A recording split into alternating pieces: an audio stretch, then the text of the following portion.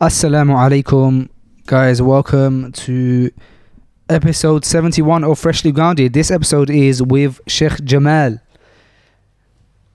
Abdinasir. And who is Ustadh Jamal, you guys might be asking. And Ustadh Jamal, subhanAllah, he is an amazing individual. He is, I don't even know where to start.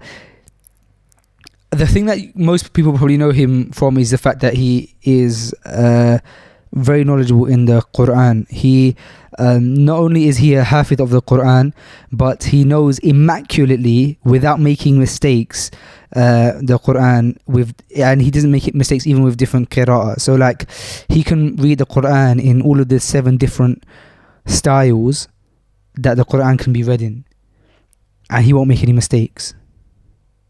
And he can read the Qur'an from the top of his head. And obviously we're all humans, as in we can all make mistakes, even the best of us, but he is, he can do it, and very well. He is also a student of Shaykh Rashid Sufi, who is huge Shaykh back in Qatar, and he is Imam of Masjid Aisha in Tottenham, and he also leads in a few different places, and especially in Ramadan he does Taraweeh in different places, and he is an amazing man. I've got that written down in my notes after all his accolades. Honestly, such an amazing podcast episode. We speak a lot about the Qur'an. We speak about why there's so many different styles, where that's come from, but the bulk of this episode is about etiquettes and how we should be, how students should be to their teachers, etiquettes in how people should be to their parents, etiquettes of how people should be to people.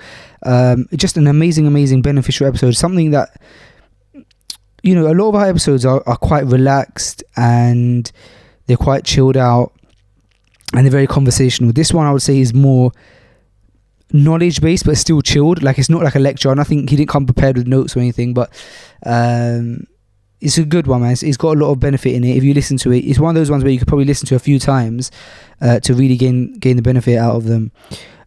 He gives a lot of examples, and yeah, a powerful episode. So without any further ado, I'll let you guys have a listen to episode 71 of Freshly Grounded with Jamal Abdinasir. And welcome to Freshly Grounded, the brand new podcast by best friends Faisu and Sam. Huh? I said welcome to Freshly Grounded, After that bit. the brand new podcast And after that bit? by best friends Faisu and Sam. Really? Yeah, but no, but I'm saying generally, like, right now you probably feel quite it feels very unnatural, but I think give it like 10-15 minutes and you'll feel like you're just having a chat with me on sofa. The only unnatural bit is the fact that we have a microphone in front of our face. Yeah, we'll ignore that part, inshallah. But we have Shaykh Jamal with us. Assalamu alaikum, Ustadh. Alaikum assalam wa rahmatullahi wa barakatuh. How are you? Alhamdulillah, very well. How are you? Alhamdulillah, I'm very, very well. Barakallahu feek. It's nice to finally have you on the podcast. It's nice to be here, alhamdulillah. Alhamdulillah. Jazakallahu khairan. Ustadh, subhanAllah, there's so much that I want to kind of talk about with you. I mean, we generally get a chance to, alhamdulillah, talk to you a fair bit, outside of podcasts and stuff, so that, which is very nice. But I think it's equally amazing to have like your undivided, not that you don't give us your undivided attention, but I now have your undivided attention for at least an hour, so I want to utilize it. And I want to kind of talk about the topic of the Qur'an, and then kind of how wherever we go, like I said before, we'll go. But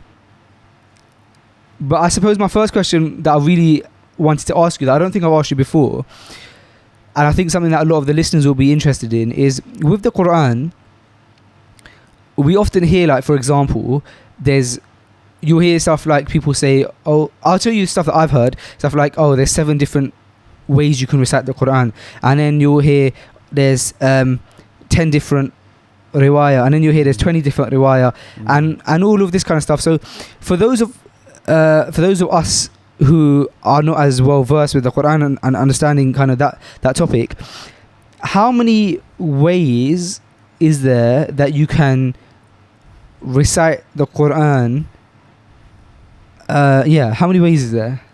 So the Qur'an is one. Okay. Allah subhanahu wa ta'ala, He sent down one Qur'an. And Allah subhanahu wa ta'ala affirmed that in the Qur'an. And that He said, if the Qur'an was to come from other than myself, other than Allah Azza wa Jal, لَوَجَدُوا فِيهِ اخْتِلَافًا كَثِيرًا. They would have found in this Qur'an many contradictions, i.e. number of Qur'ans, different Qur'ans, stating different things, bringing about different contradictions. So the Qur'an is one. However, Allah subhanahu wa ta'ala, He brought down the Qur'an in a number of recitation styles. So we say the Qur'an is one, but we say that it has a number of styles. What are these styles for? These styles do two jobs. Number one, they accommodate the different accents and dialects of the Arabs, of the Muslims. The Arabs are large in their number, and Islam is not only for Arabs anyway. Islam is going to spread, and Allah subhanahu wa ta'ala knew that Islam was going to spread. So when the Qur'an came down to our Prophet sallallahu alaihi wasallam, it came down in one way. Jibreel brought it down in one way. The Prophet sallallahu alaihi wasallam, he said, "Inna ummati da'ifa." This ummah of mine is weak. And we know the Prophet sallallahu alaihi wasallam, he wasn't sent to his nation only.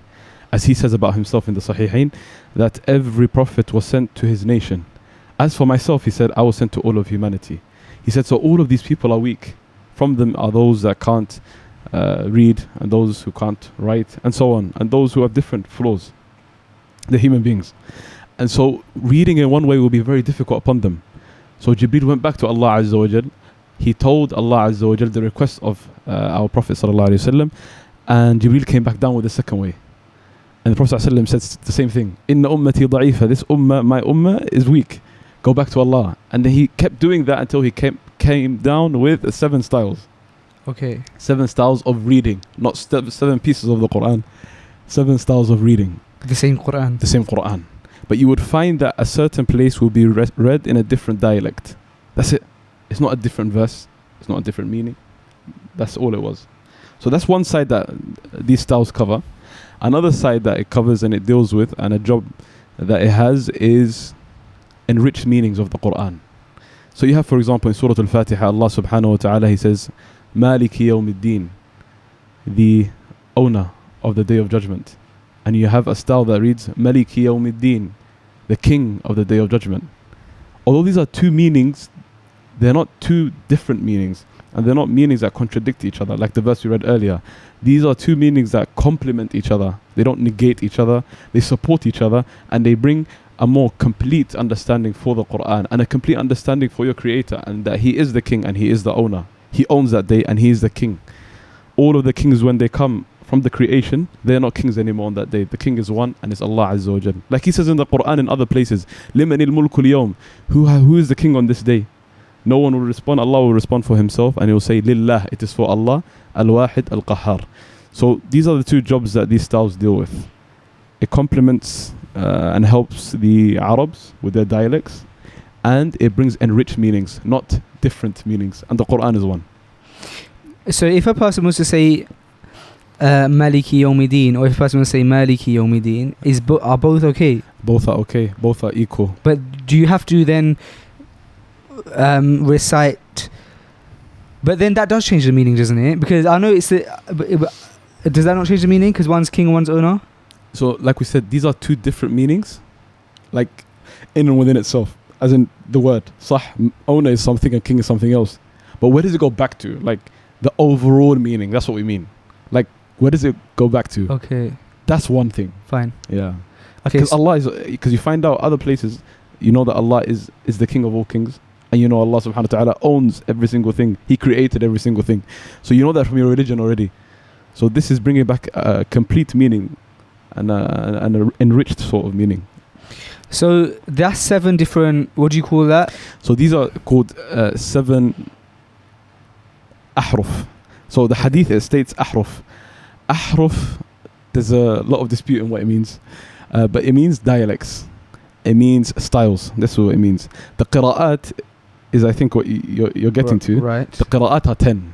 Okay. So these 7 like dialects, they go across the 10 modes of recitation, the 10 qira'at. Okay. What does that mean?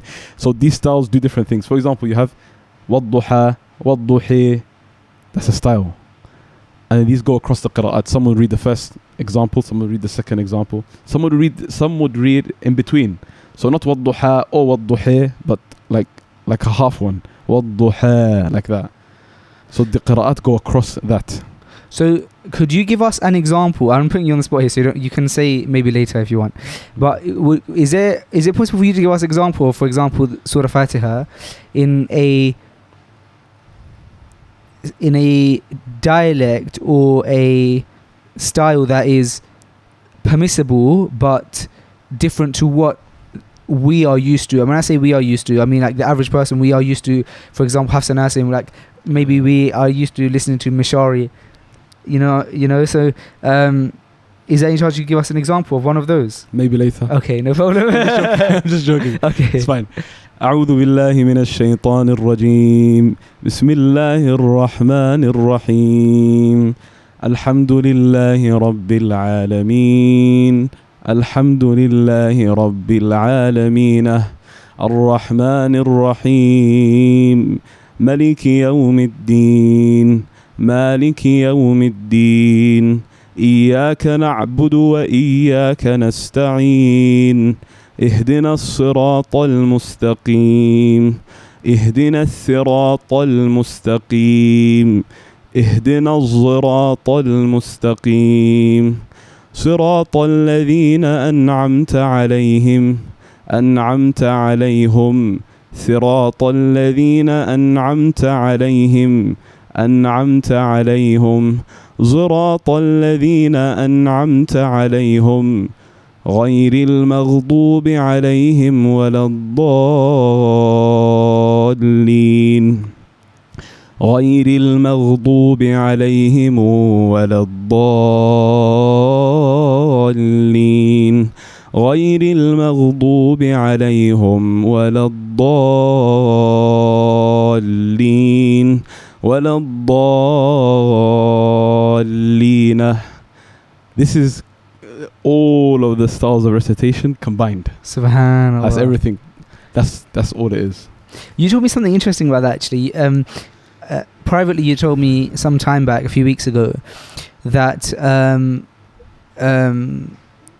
your teacher, I'm gonna embarrass myself if I don't get it right. Shaykh Abdul Rashid Sufi. MashaAllah. Did I get it right? Yes. Alhamdulillah.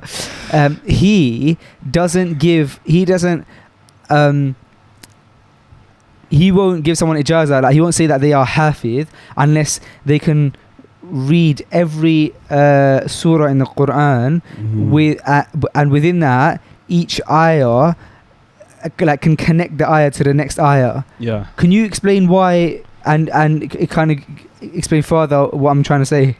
Yep. So what we discussed that day was that, you know, the Qur'an is made up of 114 surahs. Right.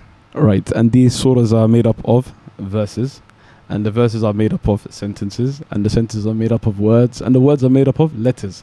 So the smallest constitution of the Qur'an is a letter, you could say. So in these verses, and even within the verses, you have places where you stop. And when you stop, when you're speaking the Arabic language or when you're reciting the Qur'an, you stop with a sukoon. You're not allowed to stop with a haraka. A haraka is a vowel. So for example, we said Alhamdulillahi Rabbil Alameen, not Alhamdulillahi Rabbil Alameen. Because if I'm stopping, I can't do that anymore. Okay. You don't do that. So if I speak to you now, I'll say Masmuk, and you will say Ismi Faisal. I will say Kayfa Haluk, and you will say Hali Tayyib. I won't say to you Kayfa Haluka. Because I'm stopping on this word, I'm not allowed to stop on a vowel. I can't say Kayfa Haluka. It makes no sense. Okay. But if I was to continue and say Kayfa Haluka Ya Faisal, that's perfect. Does that make sense? Yes. So now when you're reading the Qur'an, you need to be aware of these vowels. Alhamdulillahi Rabbil Alameen. If I'm going to join it to the next verse, is it Al-Alamina, Al-Alaminu, Al-Alamini? What on earth is it? So he doesn't issue that ijazah. And ijazah is probably something we have to discuss after that. What is that? Except for the person who knows that. And he's got every right to hold such a position, because he is stating that this person knows the entire Qur'an by giving him this chain that goes back to the Prophet ﷺ. but then there's so many verses that he doesn't know because he doesn't know how to join them up. Right. So it's kind of like he's not saying the right thing, or so he doesn't know what letter it actually is. yeah, because the student does not know the vowel and he can't identify it. If he hasn't gone through that procedure with the Shaykh, he isn't worthy of the Ijazah yet. He has to maybe like patch these things up first and then get the Ijazah after that. And it isn't something that's adopted by a lot of the shuyukh. It's certain shuyukh hold these principles, and you'll be surprised the certain principles they have to give their students ijazat, like the things that they have to fulfill. It gets more deeper than that. So when people talk about yourself, often, or in any student of knowledge, often when people talk about student of knowledge, they'll say, for example, Shaykh so and so is doing a talk at this masjid, and then what they'll prerequisite it with is they'll say for something like, oh, Shaykh so and so, student of Shaykh so and so is come to the masjid, or Shaykh so and so, student at the University of Medina, etc. And so naturally, when people speak about yourself, they will often talk about Shaykh Abdul Rashid Sufi. And briefly, how was that? How was your journey in becoming his student? How did you guys meet? And how did that story even begin? Maybe later. Okay. Okay. I'm interested in that. Maybe later. I might put you back up on that. Inshallah. You gave me that now. You gave me that option. Like I can tap out. That's true. You're allowed to tap out because it's unscripted. So I'm not sure like the levels as to when I'm prodding too much. Okay. Speaking of the Qur'an, obviously we know that the Qur'an teaches us many lessons throughout from beginning to end. And one of the many lessons it teaches us is character, right? And not only does the Qur'an teach character, but also the various ahadith that we have access to. And character is one of the things that I see yourself and Ustadh Yahya talk about a lot. And you guys put a lot of importance on it. And by putting so much importance on it, you allow us to see the importance of character. And although we definitely need to focus on it so much more, you've opened our eyes up a lot to the idea of character and how important character is. Specifically stuff like, for example, there's so many ways we could break it down, and I'm not quite sure if we spoke about this with Ustadh Yahya on his podcast, but I wanted to talk about this in two ways. First of all, what are some of the ways a student should the character of a student with regards to his teacher, and then I want to kind of follow that up with how a child, but when I say child I mean any age, should be in terms of character with their parent. Because what I think people find when they listen to this episode is, just like me, how surprising it is to hear the level of respect and how far some students in our pious predecessors have gone to show respect to their teachers. And it almost makes you think, subhanAllah, if that's the level that these people are going for their teachers, I wonder what the characteristic should be to your parents, because that's a whole different level. So what are some of the I would love to hear some kind of stories of some of our pious predecessors of from both the teacher side and the student side of that kind of relationship and how it should be. Okay, so a teacher and a student, there's like a pipeline, if we want to call it that like surges between them. Yeah. And it connects them both to the hereafter. So both of them have to exhibit and like show certain characteristics and certain etiquettes. So if we break it down and speak about one of them at a time, the student has and we don't have to rush over this, because this is going to be like I said, this is a long form podcast and we've got a lot of time, so we can discuss it in detail, inshallah. I'll be really interested. Okay, so no doubt the student has to behave in a certain way when he attends the circles of knowledge, and in particular when he's with his teacher. So it's two different things. Firstly, there are certain etiquettes that the student must maintain when he's in a circle of knowledge, and it goes to the masjid if it's taking place in the masjid, for example, or an institution if it's taking place there. And then there's certain etiquettes that he has to maintain and develop and have when he is with the teacher. You mentioned the pious predecessors. Imam Ahmed, for example, he comes to mind straight away. Imam Ahmed, some of his circles, there used to be 5,000 people attending. And they used to say about 4,500 out of them only came for etiquettes. And there'll be only 500 there with notes and like writing the ahadith and stuff like that. They came like for studying. Or the overwhelming majority, they came for what? Etiquettes, just looking at the Shaykh. You know, taking things directly from how he is, what he's emanating, what he's manifesting, and just paying attention to that. That's a prime example. Look at that, 4,500 people coming just for etiquettes and just observing him. Imam al-Shafi'i is another example. Imam al-Shafi'i, when he would be with his teacher, Imam Malik, because Imam Malik, he had like haiba, like when you would be with Imam Malik, it would kind of maybe cast fear into the hearts of the people. Not in a bad way, because you're not meant to fear human beings, but as in his how he would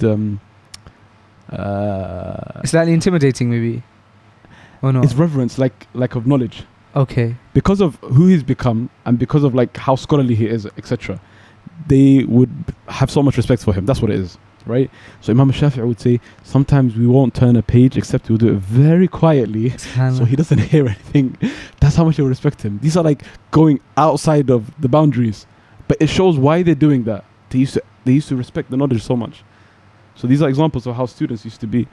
Things that we do wrong is like a student comes, he's eating and drinking in the class. In the class. Ustadh Yahya was saying that's a big no-no. That's a musibah. That's a catastrophe. Really? Do you know what? Do you know what? I shouldn't say this yet, but I remember the last class, Ustadh Yahya told us that he was like, for those listening, the new term of Badr started recently. And with the new term comes new students, and so we're sitting in class and Ustadh Yahya is talking to our class, and as always when it's the beginning of a new term or something and there's new students, he went over the etiquettes of a student, right? And one of the etiquettes he said is no eating and drinking in class other than water, because you have to stay hydrated. And he said, but then he was naming other etiquettes, but with this one, he said, this is a big no-no, like absolutely not. No eating and drinking. It's unacceptable. And he was really going into it. And me and Only were just like, because in last term, in foundation,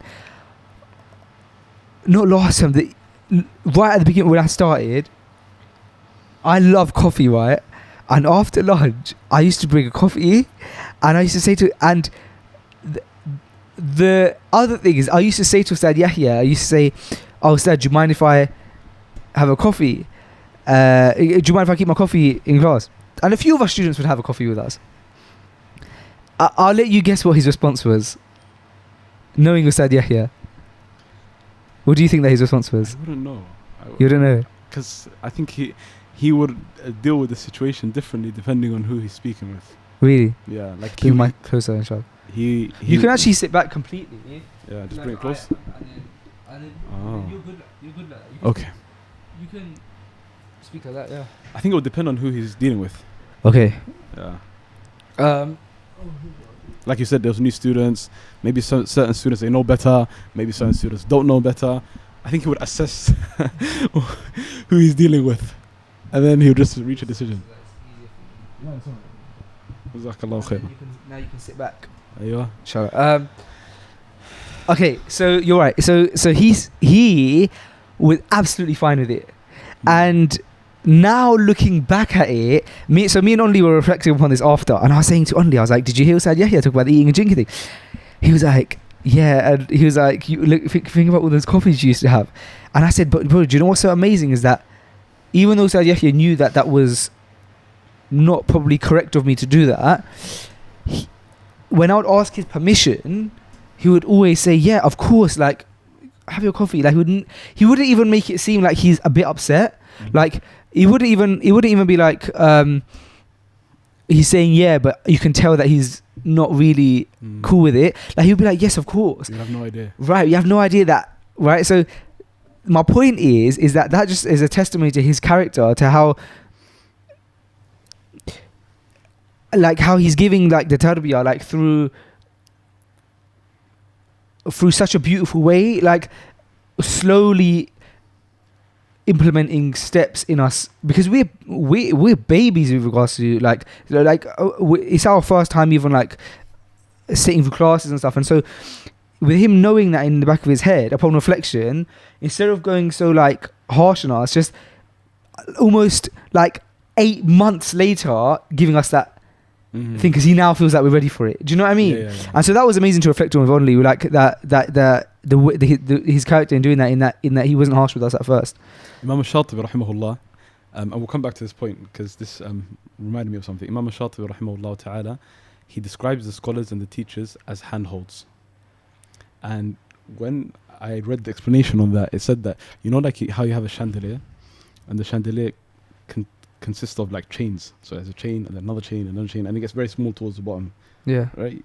And each like chain, there's like links connecting them. So you have like a round, big chain at the top, then a smaller chain maybe under, slightly smaller, and there's links connecting them. Does that make sense? Yeah. So he says that, so the links, it has two features. It is connected to the chain above, and it is holding on to the chain beneath, right? So he goes, the scholars are handholds like that. They're holding on to their students. And those students, when they become teachers, they have like a chain beneath them, they hold on to the students beneath them and stuff.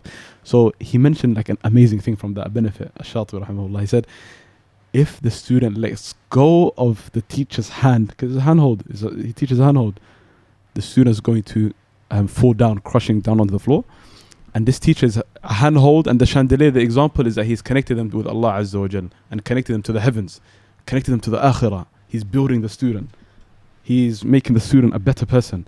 So he goes, if you let go of your teacher, and you let go of your scholar, and you let go of the murabbi, then you fall down onto the floor from that ceiling and the sky and the high place you were at before you fall down. But then he goes, where does the falling happen? If the falling happens from where you let go from, and what's beneath, the teacher remains connected. Does that make sense?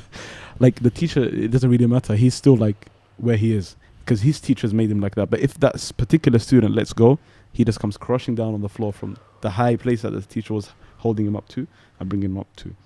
So that's probably what he was doing. Like the teacher has to have like, he has to be very wise. He needs to know all the information, but he needs to know also how to deliver that information, how to build these students up. And Allah says that in the Qur'an. He says, with this Qur'an that you are teaching, be Rabbaniyin. ولكن كونوا ربانيين بما كنتم تعلمون الكتاب وبما كنتم تدرسون. Be those who nurture the people and take things with them gradually and in steps. That's when it will make an impact on them. But if it's like, oh, I just told you yesterday, I said don't do that, and you're doing it today, how can you even ask me such a question? Right. How can you say, can I drink coffee? Did I say that? The student probably like drop out straight away. Right. And it's kind of like the teacher who did that wrong, which is something that we're lacking as well. We don't have a lot of teachers that are like that. Believe it or not, some teachers are wrongins themselves, and they can't really build students if they need to be built. That reminded me of something else, and that was I was listening to a class recently, and the Shaykh was talking about being an Imam, and he was talking about the fiqh issues that are involved with being Imam that I didn't even think about, right? And it went to show me that even if you like, because I would have thought to be an Imam, because I heard this before. I've heard this being said before, that your Fatiha might be good enough for your own salah, but it won't be. But that doesn't mean that it's good enough to be able to lead others, right? And so if you were to ask me what does it take to be an Imam, I would say, well, your Qur'an has to be very good. Like anything that you recite for leading the people has to be amazing. As in, has to be correct tajweed, pronunciation, all of that kind of stuff. I would say that you have to have an understanding of fiqh when it comes to salah, because of obviously you're leading the people. So people might even be looking to you for like the salah and that kind of stuff. And I'd probably say you have to have maybe a basic knowledge of just general like Islam. I don't know, that would be my answer, right? Because and what I learned in this class is that not only that, but an Imam has to understand the community that he is the Imam of. He has to understand the timing of the community that he's the imam of. He has to understand the different like cultural stuff that was happening in within the people of the mosque. So for example, this is the example that was given, is that if the imam is leading Jummah and he knows that in his community, let's say for example he's leading Jummah in a mosque in central London, in Holborn, where there's offices everywhere, and these people have just managed to get half an hour break or 45-minute break from work, or they're on their lunch break. They've also, let's say they've got 1 hour break for lunch, and they have to eat, they have to do everything in that time, and they have to come to Jummah. The imam has to understand that community, and therefore cater to that according to that. And I was like, wow, that's so detailed. And the Shaykh was, I'll tell you after who the Shaykh was, and he was saying that there's he was narrating different narrations that would explain the permissibility to actually leave a specific salah if for certain reasons that I was surprised about, basically, and that goes to show the importance of the imam understanding the community. So that's what that reminded me of when you were saying that, like the teacher has to kind of understand the level that the student is on right now and be harsher and softer with different students according to their personalities and stuff. Yeah, it's very, very true. Yeah, that's the perfect teacher. That's the ideal teacher, and that's the one who can, like in tarbiyah, like you were saying earlier, like for example the Qur'an, we mentioned a bit earlier with the ijazat, and we'll come back to that if we can later, and with the chains that we have for that. There's also chains that we have for tarbiyah, and teachers who nurture us, and it's very true. But we don't have it like the Qur'an format and the ahadith format where it's written and is there. We don't have it like that. But we know, like, because our teachers taught us and they taught someone, and it goes back somewhere. It does really go back. So the teacher has to be like that, and that's the only way that they can really build their students. He has to be aware like that. He has to have this knowledge of who he's dealing with and who's sitting in front of him, and how to teach them gradually and in steps. So we got to the point of we're still talking about the etiquettes of kind of student in you said there's two types, the etiquettes of being in a circle of knowledge, and the etiquettes of kind of with your specific teachers. And we got to the point of no eating and drinking in the class. Okay, so not eating and drinking, that's an example. Another example is not calling your teacher by his first name. Okay, that's a big no as well, like you said. And a teacher has every right to request that from the student, and it does not mean he's being arrogant, even if they are close in age, even if he's younger than him. Why? Because the companions, radiyallahu anhum ajma'in, they weren't allowed to call the Prophet sallallahu alaihi wasallam by his first name. There's a Quranic verse on that. لا تجعلوا دعاء الرسول بينكم كدعاء بعضكم بعضا. Don't address the Prophet sallallahu alaihi wasallam like how you address yourselves. Don't call him Muhammad. You're not allowed to do that. Call him Rasulullah, Nabi Allah. So what's an example? If, for example, a teacher, what's the example of like calling by his first name? So you have to call him by whatever he's known for. If he's known by Ustadh, if that's what he's known as. Oh, but you can't say, for example, Ustadh and then his first name. As in, don't call him by his first name only. Oh, okay, I understand. And that's like something that started from the time of the Prophet ﷺ, and it's reached us like that. Because what happens is, the teacher and the student, they may get too close. Right. And they're allowed to get close, and in fact they're even allowed to get too close.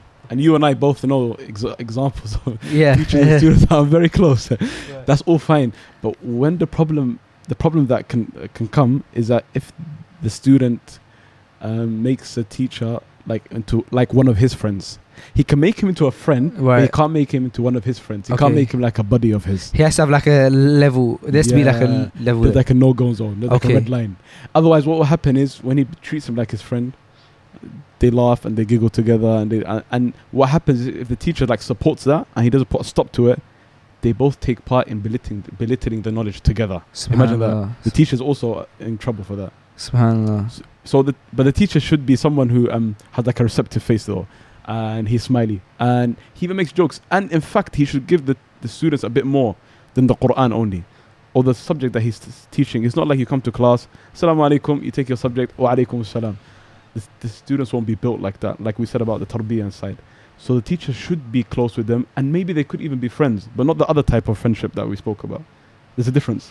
Yeah, it makes sense. Make him a friend, don't make him one of your friends though, like the friends you have now. Don't make him not like one of your boys that you can like. One of your boys, exactly. Yeah.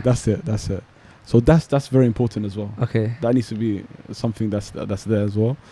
And there are other things as well. There's a lot of things that could be mentioned, I think. What do you remember? We have the time. What do you remember? Okay, so I remember. Put me on the spot now. Okay, the student should always face the teacher and not his side. He shouldn't be facing from the side or from his back, but facing the teacher. And Ustadh Yahya gave the example of a teacher. I'm not sure who, but he actually left the majlis because of this, or it was because the students were writing as he was speaking. It was one of the two. And we were quite confused. And Ustadh Yahya said that he didn't leave because of his arrogance, but he left because of the knowledge, the not because like, oh, the teacher deserves more than this, but the knowledge deserves more than this. The knowledge that is being taught. That's what it is, yeah.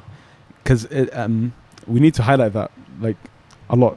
It isn't that the teacher's being arrogant in no way, shape or form. This is the knowledge. This shows that the teacher understands the weight and the value of the knowledge. He's valuing it. You know, the word jihad. There's no controversy, by the way. I'm just speaking about this word from the Arabic language. So in the Qur'an, Surah Al-Furqan, Allah subhanahu wa ta'ala, He says, وَجَاهِدُهُمْ بِهِ جِهَادًا كَبِيرًا. Strive with them, the non-Muslims, a great amount. But this word jihad, it doesn't mean warfare here. In fact, when this is a Makkiyah surah, when this verse came down, the warfare hadn't even been established yet. So it's not the jihad that we know. In fact, it's speaking about the Qur'an. So what does this mean? It means, like, if you look at it from the Arabic language, it means something that requires a lot of effort and exerting a lot of effort and receiving something hard and something difficult due to a lot of effort you are giving.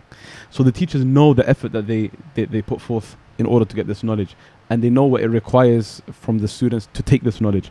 So that's why they're being like that. Does that make sense? Yes. They don't want to sell it cheap. Right. And they know that there's hardship tangled with this, and anything that's of value has hardship. He's trying to build up the student like that. Don't be someone that's thinking about this knowledge is like a vehicle, right? Maybe we can explain it like this. The vehicle is taking to Allah Azza wa Jal. It's transporting you. Don't be someone that's like, you know, he thinks short term. He treats the vehicle like a couple of stops down the road, and that's all he thinks about. I'm learning Arabic and that's it. You're meant to go back to Allah Azza wa Jal with all this knowledge that you've obtained, and it's meant to take you to Jannah. So the teacher wants the students to be like that. That's why he behaves in such a way. There's no arrogance there at all. Yeah, it is an arrogance. But I guess it can seem like that to the students in the beginning. When they get used to the teacher and when they learn themselves and they have patience, they'll find out that really and truthfully it's not arrogance at all. Yeah.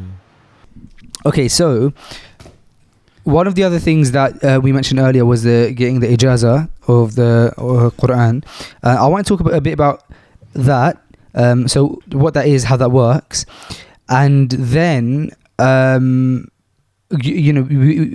was mentioned before kind of about the akhlaq. So if we could kind of talk a bit about that as well. Okay. So the ijazat. Nice smile, mashallah. So the ijazat, it means shahada. Okay. The shaykh who's giving the ijazah to the student, he's testifying. It's as if he's saying, Ashhadu, I testify that your recitation, your understanding of the Qur'an is just like mine and the way I took it from my teacher. So you've taken it from me now, and you've taken it and you've understood it just like how I've taken and understood it from my teacher. So he's testifying that. And he gives him that certificate.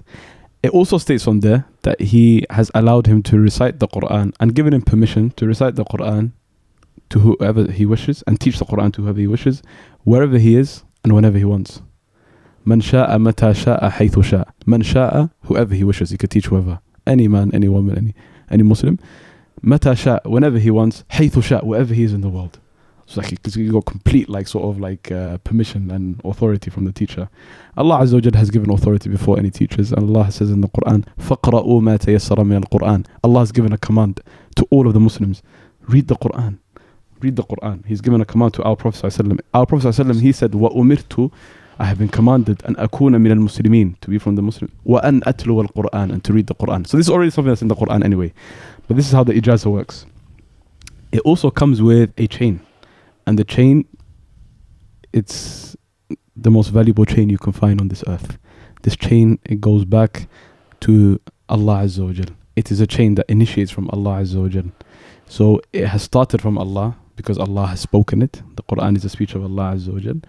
And it has been brought down by Jibreel alayhi salam, the angel of revelation, and it has come down to our Prophet sallallahu alaihi wasallam. And then you have all the companions, and then the Salaf al-Salihun, the pious predecessors, and then A'immatul Ashara, the 10 Imams of Qur'an that we mentioned earlier, the 10 styles of reading, because they were Imams. And then some of the, like, prominent faces that we know today, you'll see them in there. Like, it'll come all the way down, and then you'll find like one of us in it. So like you have a chain, you know, that's running through like great men that Allah Azza wa Jal has chosen to keep the Qur'an in their hearts as a repository. Allah, like, He stores the Qur'an there. Same way Allah subhanahu wa ta'ala has decreed that the Qur'an will be protected and in its writing form, in masahif and in books like that, in its reading form and in its hifth and its preservation. Allah has chosen hearts for it to be kept in. So He has given him this chain as well. So that's what Ijazah is. Ijazah is that certificate that says your recitation is sound and it's correct. It's like my recitation to my teacher, and you can now recite the Qur'an and teach it to whomsoever you wish, wherever you are and whenever you want. And it also comes with that chain. So that's what the Ijazah is. So the Ijazah, when the student is being given it, he needs to be very competent with the Qur'an, like we mentioned earlier. But there's another thing linked with the etiquettes, which is he needs to have the etiquettes of the people of the Qur'an. This Qur'an, it shouldn't be just like, you know, you're collecting the verses and collating them and just you know them. The Qur'an isn't like any other subject. It is specific, it is unique, and it is special. If it's not changing you and you're not becoming a better person, then we don't know what's happening. As in, that's how you're meant to be. That's the way you're meant to move forward with the Qur'an. Every time you learn a new piece of Qur'an, every day that you're with the Qur'an and you're connecting with the Qur'an, and you're meant to be changing and evolving and becoming someone better and developing yourself as a Muslim and developing yourself as a human being as well. So the teacher looks for these characters. So maybe he sees that the student doesn't know the Qur'an very well, and really and truthfully his tajweed and his hifth and these things are very good, but I don't see like that his etiquettes are up to scratch yet. Really? Yeah, because if I give him this Ijazah, he's going to become a teacher. I feel like he's yet to, you know, have the etiquettes of the people of the Qur'an. SubhanAllah. Because Allah says the people of the Qur'an are my people. The Prophet ﷺ says this, Ahlul Qur'an hum Ahlullah. The people of the Qur'an are the people of Allah, and the people that are close to Allah Azza wa Jal. Is he even like that? Is he even near that? Like, he lies, he maybe does certain things, maybe he's just rude, you know, certain like defects, and everyone has defects, but if he hasn't like fixed those things up, he can't get the Ijazah here. So it's not only about the knowledge, it's about who you are as a person. A lot of people listening to this might be thinking, you know, all of this sounds great, but how do you even get a teacher? How do I even start that process of like trying to find a teacher? And so what advice would you give to those people who are passionate about the deen, who maybe have been practicing for a number of years now and want to take it to the next level, where they want to get a teacher who can, you know, give them that tarbiyah, maybe in just first of all in general topics like, for example, the fiqh of salah and of tahara, and also, you know, maybe Qur'an. How do they go and how do they find the right teacher who raised them like that, give them that tarbiyah like we're talking about, not just a teacher who will come once a week to their house? They themselves first need to be educated, and they need to have knowledge of these basic things in the tarbiyah first. If they're looking for that, then they need to be aware, so they can like understand which teacher possesses these things. But the era that we're in today, there are teachers everywhere. Teachers can be easily found, and there are good teachers. You know, the ummah has good people, so you can find teachers. You just need to look and search, and you'll find the teachers. If in your area you can't find a teacher at all, which is like a bit impossible, then you do what you can and you start learning yourself. That shouldn't be like something that barricades you from seeking knowledge and like stops you. You continue learning knowledge yourself, and you seek other means like online. You benefit from tarbiyah courses that are offered online. You learn the Qur'an, you start making progress like that, and then when you find a teacher, you then like stitch it up together like that later on. So it means that first you search and you look, you find a teacher, and you should be able to if you look hard. And if the teacher isn't in your area, like we said earlier, then you go and travel. If he's in the other side of the city you're in, go to him. The Salaf used to travel lands, not cities, like from place to place, like a completely different land. And they never had the modes of transport that we had. And they would only go, for some of them, for a short space of time, to do like a little thing, and then come straight back. Like a hadith or something, or like a narration, they'll come straight back. When Ustadh Abdul Rahman was given a talk about the life of, I think, Imam... I want to say either Imam Shafi or... No, it was... maybe Bukhari.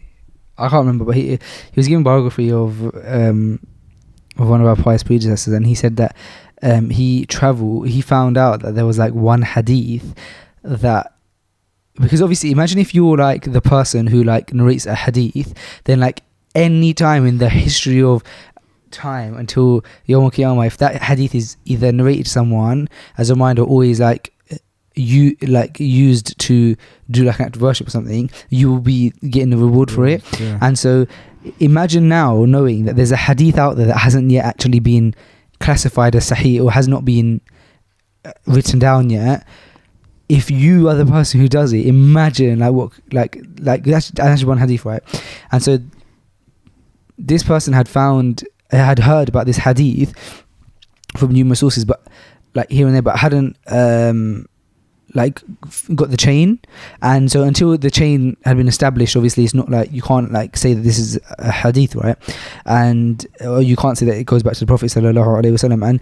And he said that if the people in the chain, the best way to get that chain is if the people of those in that chain are still alive, then you get it directly from them. So like say for example, if you told me something but you said that it's from Ustadh Yahya, I could either like tell Onali now this thing that I just found out and be like, oh, Ustadh Yahya said it.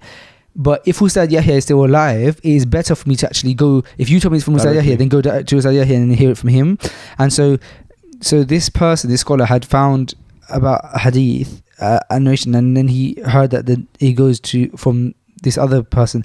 And so he travelled lands for like months. He travelled to get to this person to like get that hadith, just verify this hadith, just verify one hadith, like not even close, and then go back. And he got there, and the day he got there, he found out that the person had died the day before, and all he had chance to do is to do his janazah and then travel back. After I think like 6 months of travelling on foot. There are many examples. People of the past, that's how they were. So like we said, if you know that there's a person, a teacher you could really benefit from the same city as you, you go and you travel. And every step you'll be rewarded. And it'll make the difference. It shows that you know the value of what you're seeking. And this is a qa'idah. The qa'idah is مَنْ عَرَفَ مَا يَطْلُبْ هَانَ عَلَيْهِ مَا يَبْذُلْ. This is a qa'idah from the scholars of the past. They say that if you know the importance of what you seek, then insignificant will become to you what you sacrifice. You'll sacrifice time, you'll sacrifice traveling, you'll sacrifice sleep, you'll sacrifice getting married. And the scholars of the past were like that. Imam Nawawi didn't get married. Shaykh ibn Taymiyyah didn't get married. They didn't. They were sacrificing certain things. And that's why they became who they became. Does that make sense? So you will sacrifice a week to get one narration, 1 week for one narration, 1 month for one narration, if it has to be. And for us, it's not even like that anymore. We have planes and we have trains and we have all these things. So if a person is on the other side of the city, that's how you find your teacher. You go, and you can't find teachers. It's impossible not to find a teacher. In the era that we're in, they call this era the golden era for the Qur'an in particular, because the Qur'an has spread. It's everywhere. You find young children who know the Qur'an, who can teach the Qur'an, don't understand a word of Arabic. Malaysian children, American children, you find all these things. So people can find a teacher. I don't think that's difficult at all. So the other thing I wanted to kind of caveat to was, this idea of having this level of respect for teachers, stuff like, for example, never letting your trying to give your teachers the most comfort. So if that means that it seems like they want some water, you'll get them some water. You don't let them, you always give them your full attention. You don't even call them by their first name, and so many more that we haven't even discussed. And if that's what a person is like with their teacher, what are some of the ways that we should be with our parents, aside from the things that we cliche know about, because there are so many talks on YouTube and so many places you can hear, you know, how you should be with your parents.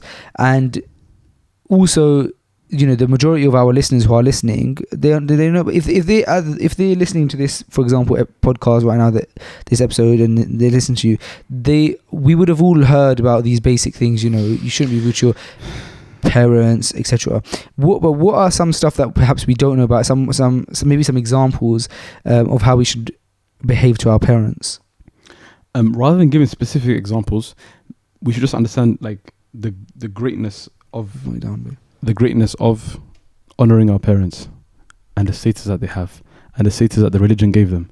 A companion once came to the Prophet ﷺ and he said, Ya Rasulullah, ayyul a'mali afdal? What is the best good deed that we could do? What's the best deed? And then he said, as-salatu ala waqtiha, to offer the prayer at its correct time. ثم أيٌ, after that, what's the best? قال بر الوالدين. So in this narration, it states that the second best action that you could do is what? It is being dutiful to your parents, بر الوالدين. So instead of giving specific examples, understand that the Prophet ﷺ is saying, after offering your prayers to Allah Azza wa Jal, which is the duty on the Muslim that he has to give his prayers to Allah Azza wa Jal, the second best thing is being dutiful to your parents. And that's in one narration that we just gave now, but there are many other narrations. The Qur'an states it all the time. وَاعْبُدُوا اللَّهَ وَلَا تُشْرِكُوا بِهِ شَيْئًا وَبِالْوَالِدَيْنِ إِحْسَانًا. Worship Allah Azza wa Jal alone, don't associate any partners with him, and then be kind to your parents. وَوَصَّيْنَا الْإِنسَانَ بِوَالِدَيْهِ إِحْسَانًا.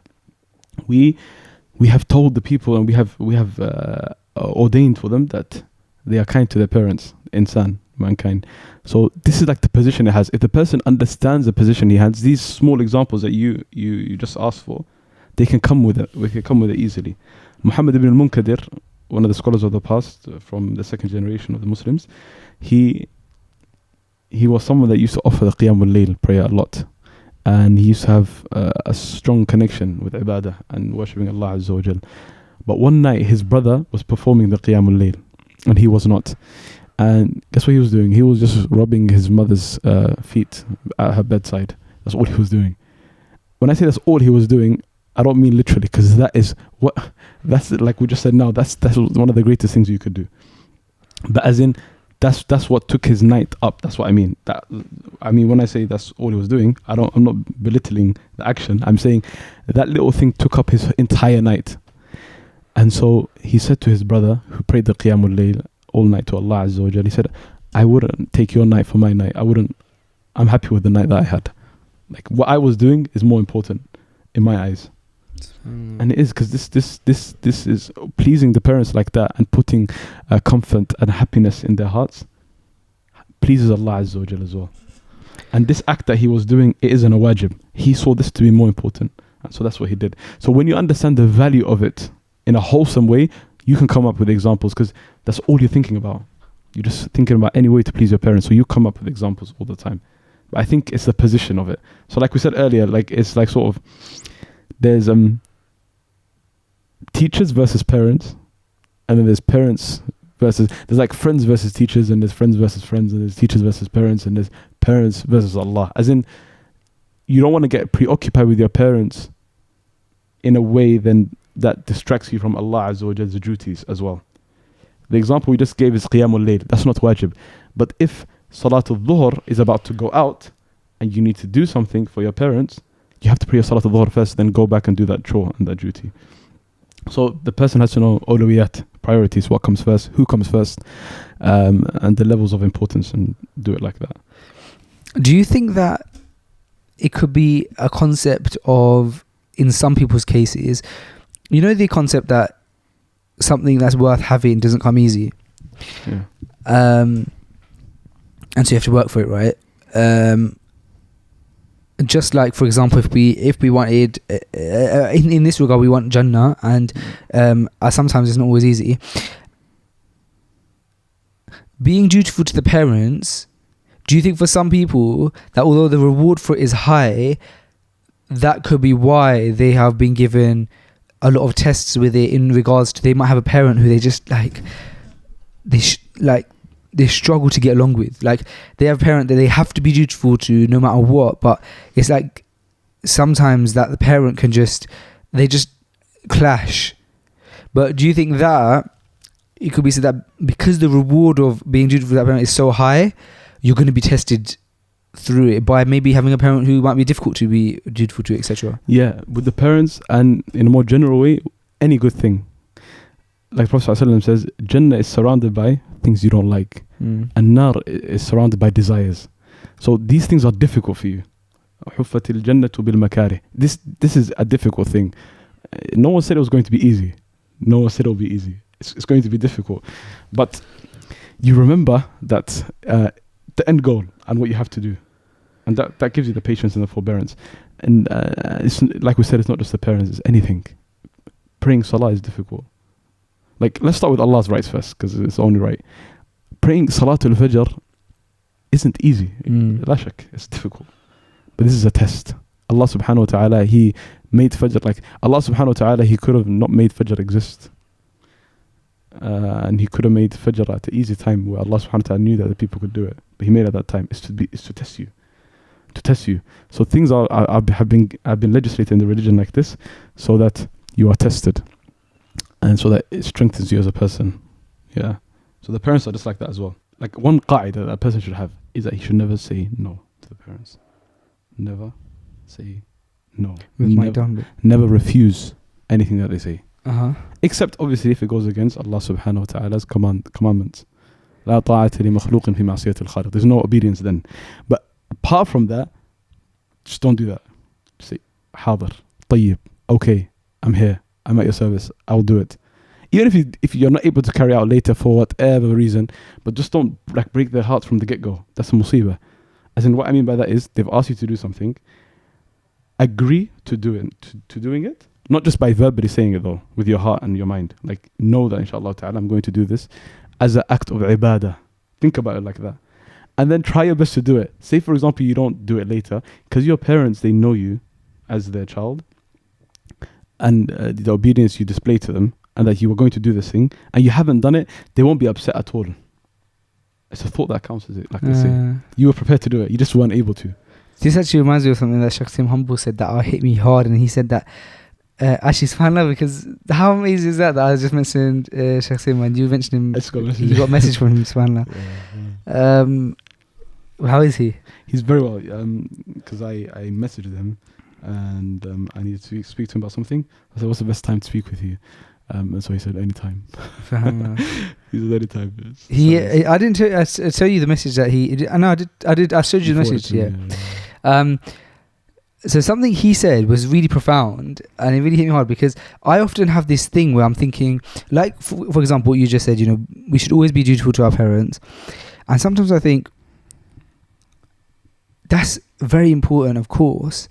But what if genuinely, like, you go through this, like, issue where, like, your parents have asked you to do something, if you're available, and you would love to say yes, but you genuinely can't. Let's say, for example, you have, I don't know, let's say, for example, even you have work. Now, I know that sounds like, it's just work, compare work to parents, but let's say if you could, like, you have a job for a corporation that's out of your control. It's not like you're not friendly with your boss to the point where you say, oh, look, my parents have asked me to do this. You have to go into work, and the only way to do it would be either to, pull a sickie when you're not actually sick. But then, A, for example, that's not telling the truth, but B, if you did that every time your parents asked you for something, it's not practical, right? So let's say, for example, you have one of these conundrums, which is a very realistic conundrum that I can think of, right? And that's just work, but other things as well. Then my question is normally, what's the solution to that, right? Because you obviously don't want to go against Allah, and the pleasure of parents is pleasure on Allah. And Shaykh Humble said in one of his lectures or something that was really profound. He said, the solution, this isn't what he said word for word, but essentially what he was alluding to is that the solution is that you have a good relationship with your parents. And if you have a good relationship with your parents and you're unable to do something or something, then you'd be able to have a discussion with them. So aim to have a very good relationship with your parents, so that when things do go wrong, that, like, your parents generally would be upset about, you actually have a good relationship with them, so you can talk to them about it. Yeah. I thought, wow, that's amazing, because that actually does, what that lecturer taught me is that it's not haram to, like, say, You can't do something. You can't do something, but to have a good relationship with your parents and still deal with them in the best of character is kind of the way to go about it. Yeah. And so then that taught me, well, what I need to actually work on first Yeah. is to make sure I have a good relationship with my parents at all times. Yeah. And that actually makes it easier, because then when you, like you said, when you do say no, your parents understand, because of how your character generally is with them, they'll be understanding of that, okay, he's saying this because he really cannot. Yeah, he can't do it. That's one way of looking at it. So I won't repeat that because you just repeated. That's a beautiful way of looking at it as well. But if a clash happens, like for example with work, for example, like we said, it's not practical for it to happen all the time because it just doesn't make any sense. Right. But if it's going to happen like once or twice, say for example, you're really needed by your father or you're really needed by your mother and you have an appointment elsewhere, it's like a one-off. And you know, generally speaking, that this won't happen many times. But say for example, although it won't happen many times, this one time that it's happening, you need to attend something very important. Maybe you need to close a deal and then you may not get that deal again or something like that. You need to like break that. As in, you need to, this whole thing about comparing, about, okay, should I go to the deal? And that stress, extra stress and that pressure you're giving yourself, you need to like break that and fracture that and overcome it. You need to know, Yaqi, this deal, Aslan, if I went to go sign it, would it even work out in the beginning? It would not. It could and it could not.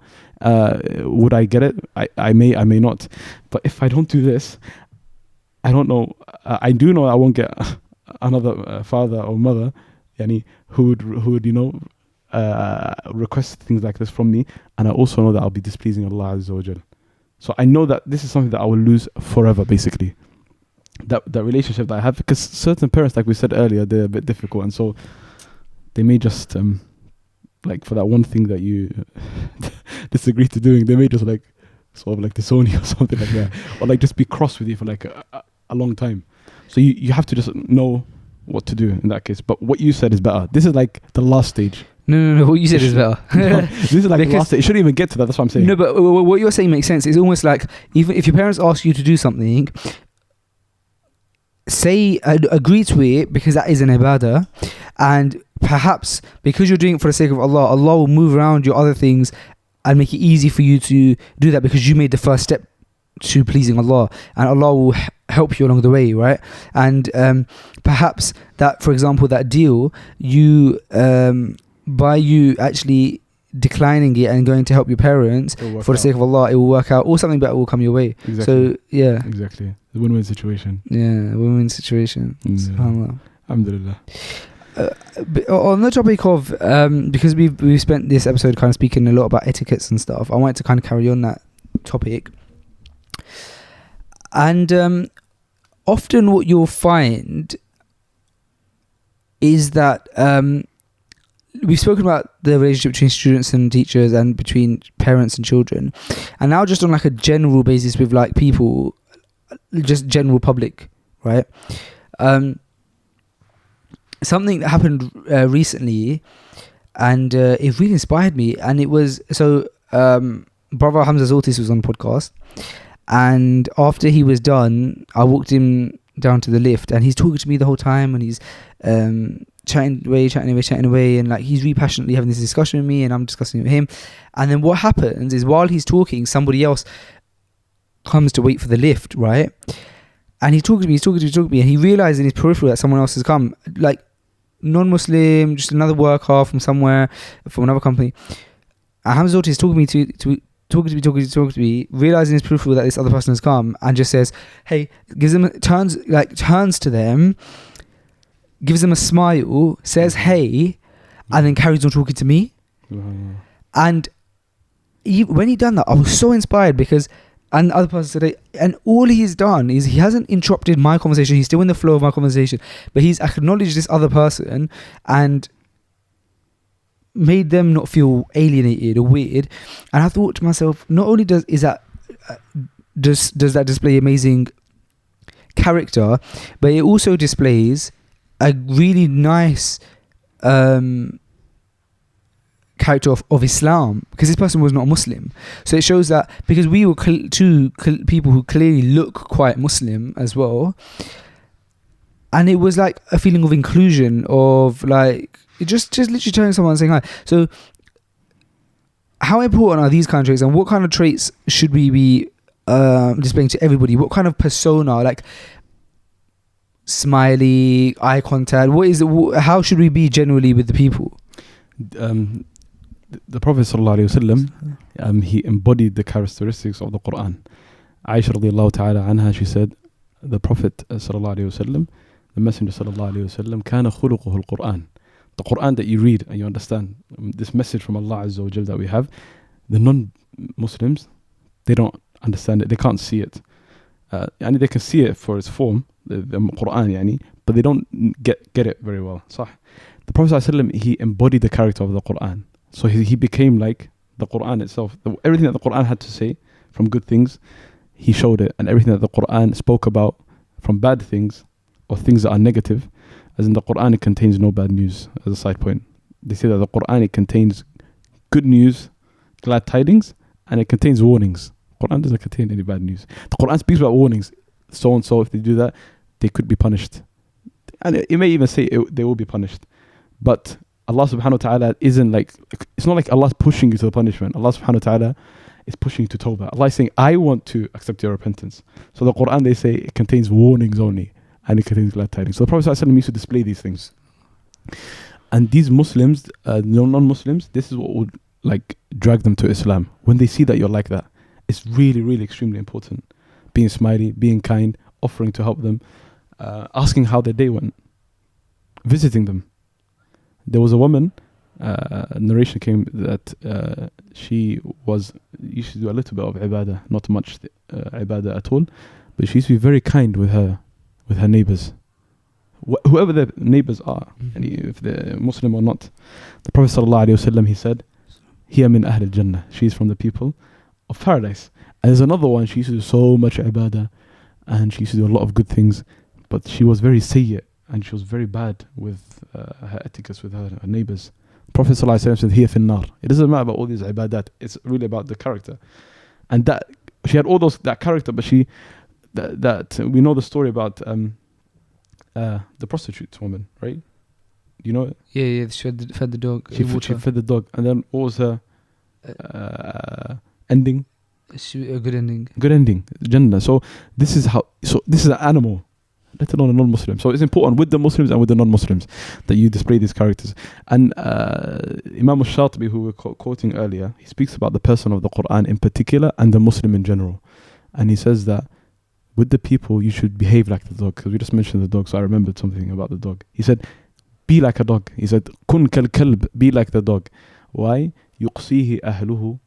Its owners and the dog owners in the home, they mistreat the dog. And they harm the dog, and they sometimes don't feed the dog, and they do bad things to the dog. But this dog is loyal to them. If someone was to break into that household, the dog would bark and get them out. And he won't say, "Oh, these people who mistreated me, let these intruders come in and the criminals and just steal their goods. I'm just going to sit back and..." No, he's going to say, I'm a part of this household. I need to get these people out. So he barks and barks, and he scares them and he gets them out. And then the next day, they don't treat the dog good again and say, "Oh, you saved us last night, let's be kind to you." They mistreat him again. So the Imam rahimahullah ta'ala, he's saying to the people, be good with others. It doesn't matter if you're a different religion. It doesn't matter if they harm you. It doesn't matter if they hurt you. Just be good. And that's a tarjuma of the hadith of the Prophet sallallahu alaihi wasallam. Ahsin ila man asa'a ilayk. Be good to the one who does wrong to you. So for example, the example you just gave of Brother Hamza, that person, maybe he's only met them that day and he'll never meet them again. In fact, they're not even the same religion. But him doing that is going to leave something in their heart after. They're going to be left curious. Why did he even do that? Like that's the difference between a good teacher and like a great teacher, like a role model. A role model is a teacher, just like a good teacher, is someone who just like teaches you and you learn a lot. MashaAllah, is all good. But like a role model is someone that leaves you curious. Why did he do that? Why did he say that? Why did he look at me like that? This is not something that I've seen from this teacher. Why in this instance did he do something else? And then he leaves you thinking, leaves you to search, leaves you to find out. And that's how people come to Islam, as we know. In what was it, Indonesia? How all the Muslims came to Islam, right? I'm sure. Indonesia, they said a lot of people came to Islam. They're due to etiquettes and the etiquettes of Islam reaching there. So yeah, la shak yani, is very, very important with Muslims and with non-Muslims, with everyone. That's how the Muslim is. The prophets were like that. Nuh alayhi salam, when the first messenger was Nuh, when he was speaking with his people, a lot of them were disbelievers. And he didn't say, oh, disbelievers. He said, Ya qawmi, my people. They're showing them kindness, they're showing them akhlaq and etiquettes. They're showing them that he's a messenger that's sent by Allah. This is what Islam has to show. This is the message. This is an example of the messengers of Islam, right? This is how Islam must be. And that's how Islam has reached the world and touched all the corners of the world now. The messengers were like that, and our salaf were like that, and our teachers are like that. And this is what Allah tells us to be. Even we're speaking to our parents, Allah subhanahu wa ta'ala, He says in Surah Al-Luqman, وَصَاحِبْهُمَا فِي الدُّنْيَا مَعْرُوفًا. Even if they're non-Muslims, even if they're Muslims, they're non-Muslims, accompany them in this world with good and ihsan and kindness. So this is very important. The whole that it leaves in the person's heart and what it does is greater than anything else. You do remember, don't you? You remember the times when someone treats you really nicely. You'll remember back to like certain scenarios, like, oh, I remember that time that this random person did this, or it'll stay with you. And it's always the little things. It is. And likewise, you remember the bad. I remember there's one brother, his name is Shu'aib. Shu'aib. Yes, I have to be careful what I say. Now that I've said his name, I can't say everything. So, Shu'aib, he was with us in North London. So I met him in Masjid Aisha in Tottenham. And that's where I learned the Qur'an. That's where I was from my childhood. And then more recently, I'm now in Masjid Aisha, which is a bit closer to my house, close proximity to Masjid Sunnah as well, both in Tottenham. So Shu'aib, I used to see him at Masjid Sunnah a lot. So one day I come to Masjid Aisha, I'm there, and then he walks in. I'm just bumping into each other. How are you, Shu'aib? You alright? We say salam. And then Salatul Asr comes. So what I had is a jumper around my neck. I know a jumper's not meant to be on your neck, but it was like a summer's day, so I just had it like on my shoulder or something. So Salatul Asr came in. He was wearing like jogging bottoms and stuff. So he requested for me to give him my jumper so he could tie it around his waist, so his back wouldn't show. Okay. His awrah wouldn't come. Right. So I gave it to him. After Salah, what he did is he went to the corner and he started like you could see with proper effort and and care, like folding up my jumper for me in a nice way. You know how they do in the dry cleaners, just like that, folding it up. And he brought it back to me in a presentable way. I just took it off my shoulder and gave it to him. And he brought it back to me like that. Until today, I don't forget that. And that was many years ago. It's like you said, the little things count. This is something that stayed with me. As a Muslim to a Muslim, and I'm already used to these characters from Islam. So imagine if what he just done on the lift. That's a big thing. Yeah. That's a big thing. SubhanAllah.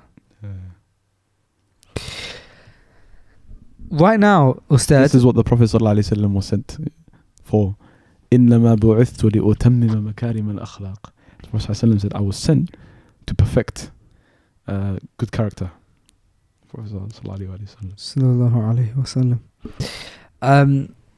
Currently, you're doing quite a long stretch in the UK. Normally, you're traveling here, there. Yeah. Normally it's hard to get hold of you. You're traveling to different countries all over the world, but you're here right now. And while you're here, you're doing a few classes and stuff. And so I'd be interested to know kind of, a lot of the people might want to know kind of how they can get access to you, and you're a very hard person to access. So am I right in saying currently you're doing classes on Fridays in ELM? Yes. Okay. And that's an etiquettes class. Oh, really?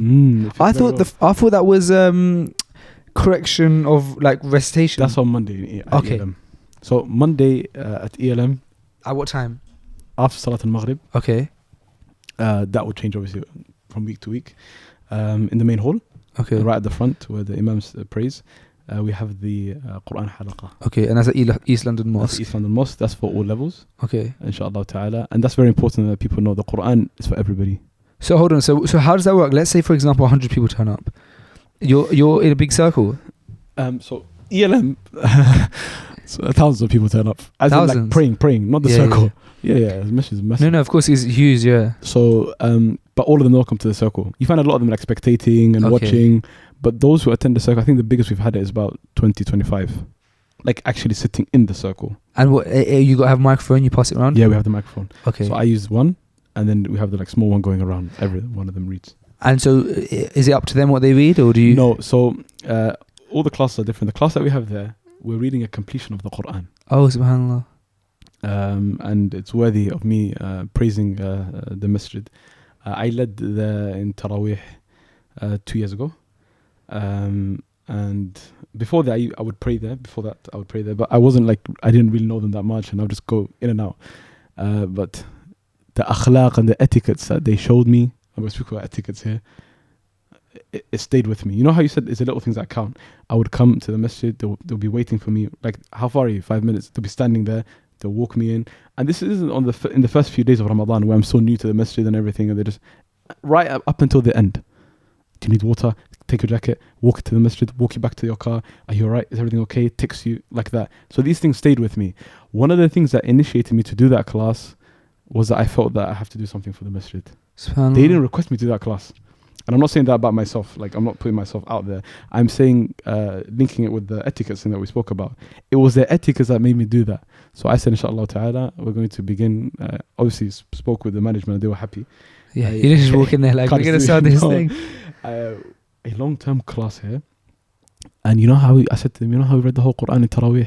Inshallah, we're going to read the whole Qur'an here in a circle of knowledge, like that. So we started from the beginning of the Qur'an, Surah Al-Fatiha, and this week we just completed Surah Ibrahim on Monday.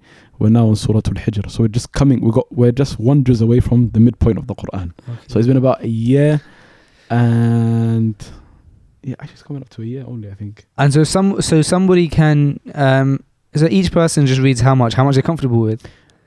So I kind of like tell them, stop them, yeah. So they read, depending on their ability. Okay. They read whatever they can. The tajweed is corrected, and we throughout, and we do some tadabbur. Okay. So we stop here. Look at Allah subhanahu wa ta'ala say. Look at that. So how long is this class then? Because if you're doing tadabbur as well. So the tadabbur is not deep. Okay. And it's not for every ayah. We'll stop over certain ayat. When it just hits you. Naturally. Like that, yeah. So it's not prepared. So that's Monday. Fridays we have a class on etiquettes and akhlaq. So that's regarding what we spoke about today, inshallah ta'ala. That's on in the basement though. That's not in the main hall. That's in ELM basement. That's only for 6 weeks. And can anybody come to that one as well? Yeah, it's completely open. All the classes are open. And what time is that? After Maghrib as well. Okay. Starting this Friday. Alhamdulillah. Have you done much stuff or anything for Back to Basics before? Yeah.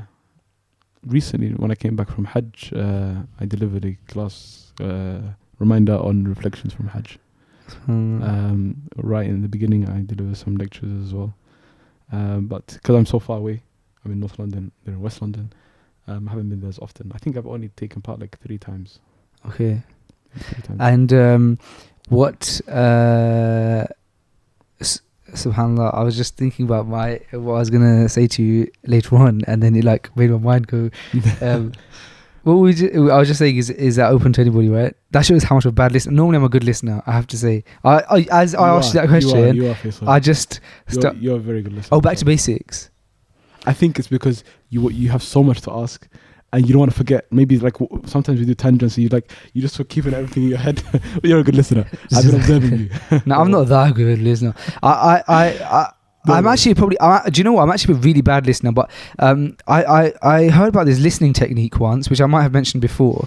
It was like some tips for listening, and one of the tips was that if you basically, when someone speaks to you, if you give them a little breakdown of what they said after they've finished, it's like a sign of a good listener. Yeah. And that helps you. So it helps them because they feel like, oh, wow, this person was listening to me, and it helps you listen because you know that you're going to have to do a summary at the end, so you better listen. Mm-hmm. And I implemented that. I've tried implementing that a few times, and it worked because I think I implemented it on the episode that I did with the brother who came from New York SQ, lovely brother. And not that I don't listen anyway, but perhaps sometimes I can have a short attention span, which is not good for someone who's doing a podcast, and so I need to like try and research the best ways of like making sure I don't do that. And he picked up on it. He said, wow, like, you're such a good listener. And in my head I was thinking, no, I'm not, but it's because I made sure to like summarize what he had said. That's maybe what I've seen as well then, because I agree, you are a good listener, mashallah. Maybe I haven't summarized. Maybe I think with you you're like you speak value, so you want to listen. Okay. So Thanks for being so kind. You're displaying the etiquettes we spoke about. So okay, so that's Monday, Friday, and that's class that anyone come to. And we were speaking about back to basics as well. And the reason I wanted to ask about it is because it's such an amazing initiative, man. Like that I'll be honest, I've seen something similar from someone in America. I'm not sure if you've heard of him, but when I first started practicing, I used to listen to a guy called Abdurrahman Murphy, and he does these initiatives in America, which I think are quite cool. Abdurrahman Murphy, yeah. You're thinking Abdurrahim Murphy. Or Abdurrahim Murphy, yeah. Okay. I think. There's two, right? Yeah, there's two.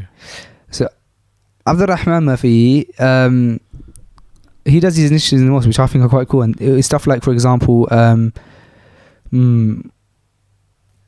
it'll be like, so he has one called Fatherly, which is for new, expectant and veteran fathers. And it's just, you come around with coffee, there's coffee and snacks, and we'll just sit in a circle and have a chat. And it's that kind of stuff. And it's like, and then there's that kind of stuff for like, all like different, they have different like demographics and stuff. But my point is, back to basics, I think something like that is needed in UK, and it's needed in a lot more masajid. And it's, Sulaiman has done an amazing job, and the brothers around him who have also been doing it together, of just setting up this initiative where people can come to the mosque, and it's, yes, to do with the deen and stuff, but it's also very light-hearted. And I think that the main reason that isn't happening in many other mosques in the UK is because Sulaiman done something that most people wouldn't do, and that is to actually approach the mosque and say, hey, we want to do this initiative. Like, or unfortunately, perhaps some of the people who run, or the committees in some of these mosques, aren't that approachable for young people.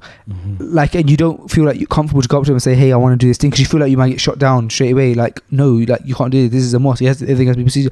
But for Quba to have such open arms to the youth, I think is amazing. And there's something that I might tell you off air, I might not, but there's something that I want to do soon, and I'm going to approach Quba about it. I'm going to say to him, because they're so amazing with, like, it's probably the only mosque that I've come across, and this isn't to say all mosques are bad at all, or the committees of mosques are bad. It's probably just to say that it's one of the only mosques that I've been able to that I've actually paid attention to, like, who's on the committee and stuff. But Quba and a mosque in Cardiff that I used to know, they both are like two of the mosques that I see that the people who run the show, the committee members, they're actually very approachable. And so yeah, I think it's really cool what Back to Basics are doing. Do you think it's got to do with having like an inside person, like, who's not like from the older community? Like, definitely. Younger? I think that's definitely one of them. Because Ustadh Yahya is one of the Imams there, right? Yeah.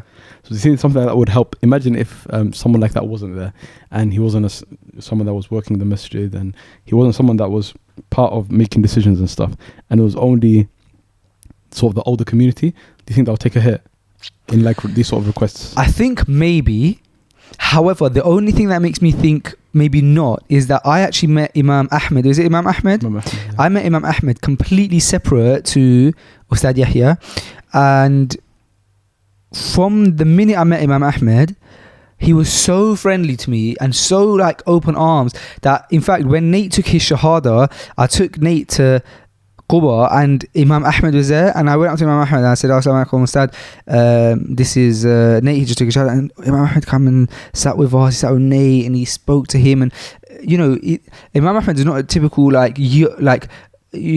person who is like, in his 20s and speaks English very fluently. Like, he is what we'd consider like slightly older than us, and his English isn't like perfect, but he sat down and he spoke to Nate in English, and like was so I just approached him with open arms. And with me as well, like, I didn't know Imam Ahmed very well, I still don't, but anytime I do see him, little things like he remembers my name. Like, Faisal, how are you? Where's your twin? Like, do you know what I mean? Like, very. Yeah. And these characteristics, you don't always see it in maybe the elder generation. Maybe like you're just used to like being told off by them in the mosque. Do you know what I mean? Yeah. And it is something that happens. Like, I remember, I can name multiple experiences in masajid. Just one off the top of my head. I remember, like someone coming up to me in one mosque that I went to. Once I was there for a janazah. I'd never really been to that mosque before, but you know, I remember someone coming up to me like told me off because of like I must have maybe I'm sure I did something wrong, and I'm sure I was he was right in telling me off. Perhaps I put the Qur'an on a ledge, or I don't know, maybe I think it was something to do with the mushaf. Perhaps I didn't treat it with the utmost respect that it should be treated, and for that I'm completely wrong. I have no excuse, right? Maybe I had just put it down somewhere where he thought that I shouldn't, but it was.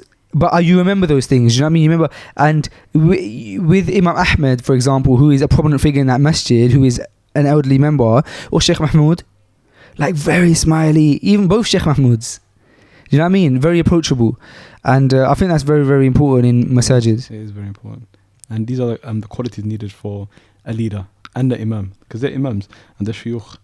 This is how they should be. Remember earlier you were speaking about what the imam should fulfill from conditions. Like he knows Qur'an, he knows fiqh, he knows the needs of the community, and so on. You mentioned a couple of things. This is from it as well. Okay, if you know all that stuff now, but you can't like mingle and you can't mix with the people. You have a brother who's just taken the shahada, and that you don't take the extra mile with him, that extra step. You don't show him like he's loved, you know, and that's problematic. So yeah, it's definitely needed. It's definitely needed, and it's a special character to have, a special trait to have. It raises you. No, it puts you above the rest. And people are more willing to listen to you and come to you. Like remember that story I told you last time about Jad. Remember in your car we spoke about Jadullah al-Qur'ani, the young Jewish boy from France who took a shahada. Yeah. I remember you telling me. Not to go through the whole story again, but remember one of the things that it's okay. That made him take his shahada was Shaykh Ibrahim, that Turkish man who owned the shop. And he used to see him stealing the chocolate. Yeah. He never used to say anything until the day he forgot to steal the chocolate. So he said, "Oh, you forgot your chocolate." Yeah. He gave him his chocolate, and he said, and the boy was shocked that he's gonna call the police. And like, no, I'm not gonna do anything. He said, "No one needs to know. Just don't steal from anyone again." And he said it in such a kind and loving way, and he became like his father figure. Anytime he had a problem, he used to come to him, and then he used the solution for his problems with the Qur'an. He used to use the Qur'an to help him solve his solutions, his problems. And then he became a Muslim. And then he started calling to Allah. And then in the millions, people used to look at that, all of that. All came from being loving and kind and caring to the people. These small things, they bring about big things later on. These small things, they bring about big things. Great things. Allah. Shaykh Jamal, it has been absolutely amazing having you on the podcast. Jazakallahu khairan, barakallahu feek. How was it for you? It's been amazing for me. Yeah. Was it what you expected? Every minute of it. Same here. It was and it wasn't. Time's gone very fast. Yeah. I didn't expect it to go this fast. I don't even know how long this episode is. I think it's going to be, I think it works out to about an hour and a half. I didn't know Maybe what we were going to speak about until I didn't even know you when you were going to speak. You never even said 3, 2, 1 or we're going to start right now. You said, Assalamu alaikum. Yeah. So these things I wasn't used to, but alhamdulillah, it's been amazing being with you. I couldn't have asked to be with a better person. Subhanallah. Here. Barakallahu feek, jazakallahu khairan. Anything that I said which was wrong and incorrect, I ask Allah Azza wa Jalla to forgive me for it. And anything that was of benefit, inshallah, I hope that Allah subhanahu wa ta'ala accepts it from me first and allows the people to also benefit in turn. And may Allah subhanahu wa ta'ala reward you for this blessed and noble podcast you have. It truly does have a lot of barakah and people speak high and well of it. And the qabool and the acceptance that Allah subhanahu wa ta'ala gave it proves this. Allah subhanahu wa ta'ala doesn't allow something to spread except that Allah subhanahu wa ta'ala, He did it for a reason. And Allah subhanahu wa ta'ala, inshallah ta'ala, did this because of the reason that it is blessed. And inshallah, I started off with sincere intentions. And that's what made you guys become very, very big. And you're on your way to becoming bigger. You know, you started off as audio, you know, your video. Now you have so many people watching you from across the world. You have international guests, and all of this, Allah subhanahu wa ta'ala made it easy for you.